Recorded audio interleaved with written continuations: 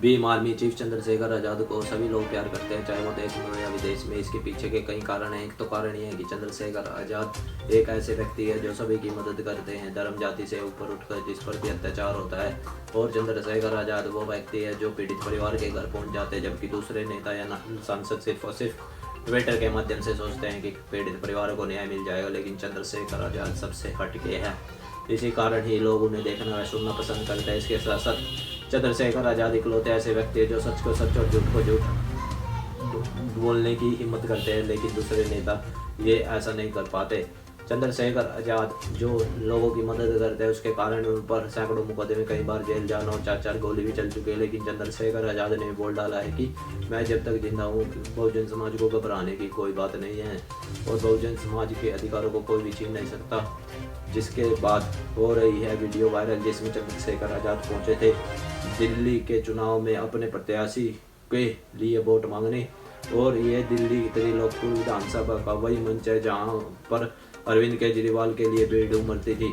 आज उसी की जगह पर, उसी मंच पर चंद्रशेखर आज़ाद का त्रिलोकपुर वासियों ने बहुत ही बड़ा स्वागत किया और ये भीड़ विकल्प की तलाश कर रही है जो बहुजनों को साथ लेकर चलेगा। जनता को उस पर ही विश्वास है। आप भी देखें, चंद्रशेखर आज़ाद ने त्रिलोकपुर में दिया तूफानी भाषण जो सोशल मीडिया पर हो रहा है वायरल। खुद को तानाशाह समझने लगी थी, जनता ने उनको सबक सिखाया है, लेकिन उसमें दिल्ली के लोग पीछे रह गए हैं। दिल्ली के लोग उस तरह का झटका नहीं दे पाए जिस तरह का झटका उत्तर प्रदेश के लोगों ने दिया। उत्तर प्रदेश के लोग समझ गए हैं कि ये जो केंद्र की सरकार है ये अच्छी सरकार नहीं है और इसके इरादे अच्छे नहीं है, इसका व्यवहार सबके लिए अच्छा नहीं है। इनके नारे तो बड़े सुंदर हैं, इनके नारे तो बड़े प्यारे हैं, लेकिन नारों का पीछे का सच ठोकना है। इसलिए देश ने उनको 2024 के लोकसभा चुनाव में वोट की जोर से सबक सिखाने का काम किया। जनता ने उनको सिखाया कि अहंकार अच्छा नहीं है, अहंकार का अंत निश्चित है, लेकिन क्योंकि हम दिल्ली में हैं, दिल्ली में आपने उसी सरकार को दूर रखने के लिए दूसरी सरकार को यहाँ मौका दिया। उस सरकार ने भी बहुत सारे वादे आपके साथ किए हैं और उन वादों पे वो कितना खरा उतरे हैं ये आप मुझसे बेहतर जानते हैं। मैं किसी को बुरा नहीं कहना चाहता, मैं तो बस ये कहना चाहता हूं कि वोट का अधिकार एक ऐसी शक्ति है जिस शक्ति के आधार पे आप जिसे चाहो आगे बढ़ा दो, कुर्सी पर बिठा दो और जिसे चाहे कुर्सी में उठा के जमीन पर पटक दो। जनता को बाबा साहब अम्बेडकर के संघर्षों से वोट की शक्ति मिली है।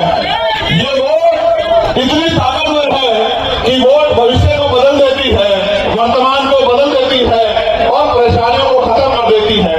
मैं तो आप देखते हैं लगातार संघर्ष में रहता हूं। दिल्ली में भी कई आंदोलनों का हिस्सा बन के जब जब हमारे भाइयों को जरूरत पड़ी हमने उस लड़ाई को मजबूत करने का काम किया। और आप पार्लियामेंट के जरिए जो लड़ाई सड़क पर लड़ी जा रही थी उसको हमने लोकसभा के पटल में भी जोर शोर से लड़ने का काम किया। कोई जाति, कोई धर्म, कोई वर्ग, चाहे किसान हो, मजदूर हो, नौजवान हो, कर्मचारी हो, हिंदू हो, मुसलमान हो, अगड़ा हो, पिछड़ा हो, सबकी आवाज को हमने उठाने का काम किया। और उस आवाज के उठने से क्या हुआ, सरकारों पे सवाल खड़ा हुआ और सरकारों को जवाब देना पड़ा।